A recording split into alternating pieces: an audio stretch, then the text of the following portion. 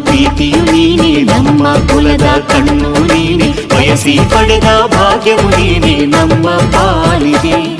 ಆನಂದದ ಬಾಳಿಗೆ